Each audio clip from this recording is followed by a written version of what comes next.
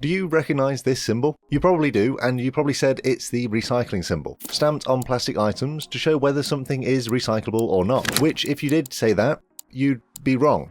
You see, that isn't the recycling symbol. This is. Similar, but both with different meanings. What you saw first was a trick by the big plastic companies made back in the 1980s, to convince people like you and I into believing these companies cared about the planet. Plastics are incredibly useful for everyday life and industrial use. They're cheap, durable, and very easy to mass produce. The one major problem with them is that plastics can't be destroyed and can take hundreds of years to degrade naturally. So any plastics you get rid of will just keep piling up in landfills. What ends up in landfills means the more plastic has been bought and the more is being bought in the future to replace the bits that end up there.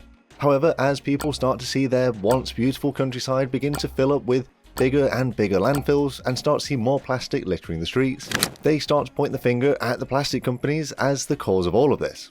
Which they are, however the people who are wasting the plastic and littering it everywhere are to blame as well. But let's just stick with blaming the companies for now. So people begin to protest the plastics industry with everything they've got, and blaming them for all of their problems. The issue is that is incredibly expensive and almost never going to happen. It's possible, but you wouldn't buy the recycled plastic items because they would be so much more expensive than the newest single-use plastic. But the people don't want explanations, they want to see something change for the better, even if it doesn't make sense or add up, which is where the resin identification code symbol came into play.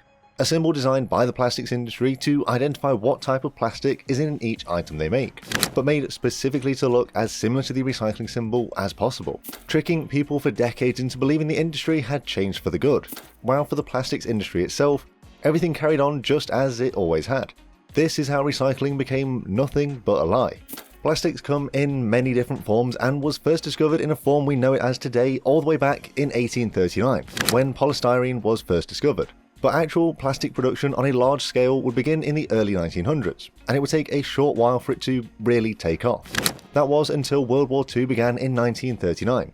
And as in all wars throughout history, your economy matters as much as your physical power. After all, if you can't buy people or weapons to fight, then you won't be fighting for long. So the US government were looking for any way to increase their economic power, and they saw the plastics industry as one way to do that. During World War II, the plastic production in the US alone would increase over 300%, and would be used in almost every industry. It would be used by the car and military industries as it would take the place of many steel parts in cars and planes.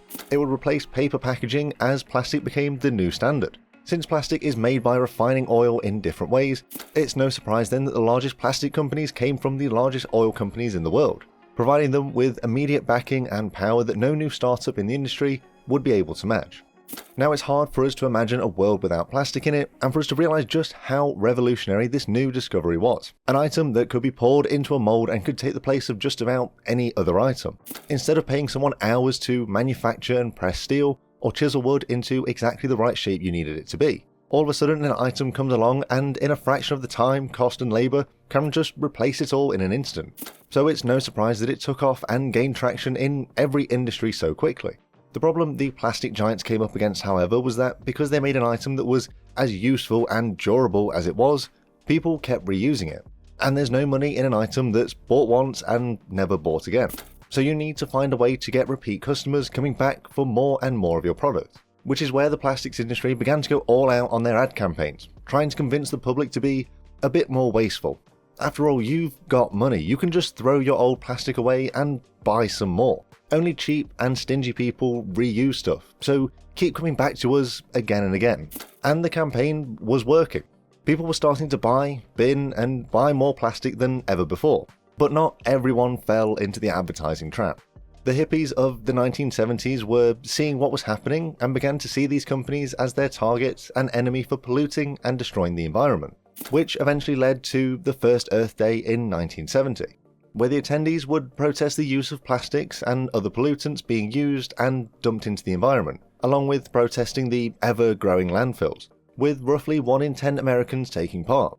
Now obviously this many people protesting and bringing so much attention to the industry and the damage they were causing to the environment, wildlife and people is just not good for business. So to fix this issue, and more importantly stop the protests, the big plastic companies and their parent oil companies would all join together to outsmart these protesting hippies by looking like they were caving to the pressure from them, by giving them what they wanted whilst actually giving them nothing at all. They did this by creating the organisation Keep America Beautiful, a project that's working against these oil companies, or at least that's how it would look on the surface. They started by creating the Crying Indian ad, who was played by someone that wasn't a Native American, but oh well. They started throwing this ad in front of so many Americans that people were really believing that the Earth Day protests were working. The same companies that were ruining the environment were the ones now telling people to reuse their products and not just litter them everywhere. The ad run and change in play worked, and people were throwing their plastics and waste away, which even helped to start some of the first recycling plants. And this would help lead on to the next great idea from these companies. By 1970, the plastic products that were being most commonly used, like plastic milk cartons and soda bottles, were able to be recycled and had the official recycling symbol stamped onto them, which was perfect for the people paying attention to this the most. These everyday products could be used and disposed of guilt-free. However, in the grand scheme of things, most of the plastic products in the world weren't and still aren't recyclable. So the plastic companies needed to come up with something.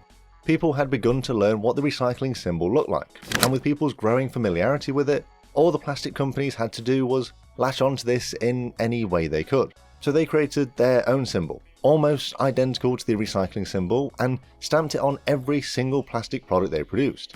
They simply made the lines thinner and stuck a number in the centre. These simple little changes were able to trick just about everyone into believing that every single piece of plastic they used was able to be recycled and could be thrown away with no guilt of harming the environment. The fake recycling symbol, known formally as the Resin Identification Code, has 7 variants, and whilst they look like they could all be recycled, in reality only codes 1 and 2 can be regularly recycled efficiently. This little trick worked perfectly, as people just didn't know the difference. They just saw something that looked similar and thought all forms of plastic could be recycled. Meanwhile, the companies behind this knew the truth, which was that recycling plastic is in actual fact just far too expensive to actually be worthwhile. Because with people now believing that these identification codes meant these items could be recycled, they were throwing everything in the recycling bin, thinking they were doing their bit to help the environment, when they were actually making the process of recycling near impossible, with the amount of mixed trash that was now part of everything. To keep all of this undercover, the companies would ramp up their advertising and initiatives funding whenever people would begin to get upset again, helping to placate them for a short while once more. And the cycle would just continue to repeat over and over again, with initiative funding being pulled every time people stopped caring. Although nowadays more forms of plastics are recyclable, the process to do it is still more expensive than just using new plastic, and oftentimes can be more damaging to the environment, as the waste can sometimes have to be transported long distances to the recycling plants. Currently, only around 10% of all plastic is recycled, but that raises the question as to where the rest of this plastic goes and ends up after it's been used. Every year, around 300 million tons of plastic waste is produced, the majority of which ends up in landfills, with another estimated 10 million tons ending up in the ocean as well, some of which ending up in the oceans by accident, such as rainfall washing the plastics into the ocean. However, most of this is from illegal dumping, with South Asia leading the ranks with 75% of the dumping being from that region, which just so happens to also be the region where most of that same trash from the West is sold to. Over time, this plastic is slowly broken down into microplastics by the tides, and either sits in the ocean or is eaten by the marine life, the same marine life which we then consume. The health side effects of this over the span of a lifetime aren't known for certain. However, in the few years since this has been tracked, it isn't looking good, with potential cancers being linked to consumption of these microplastics. How it affects us later in life is something that we'll unfortunately have to find out as we carry on our lives. Trying to avoid these microplastics is almost impossible as well, as they may have started in the ocean, but they've spread to just about everything else. From farm animals to fruit and veg, the soil in the ground, and are now being regularly found in our bodies, with recent studies showing that microplastics were found in the testicles of every man that was tested. So in the end, the answer to the question of where these plastics end up is everywhere, especially the places you don't want them to be.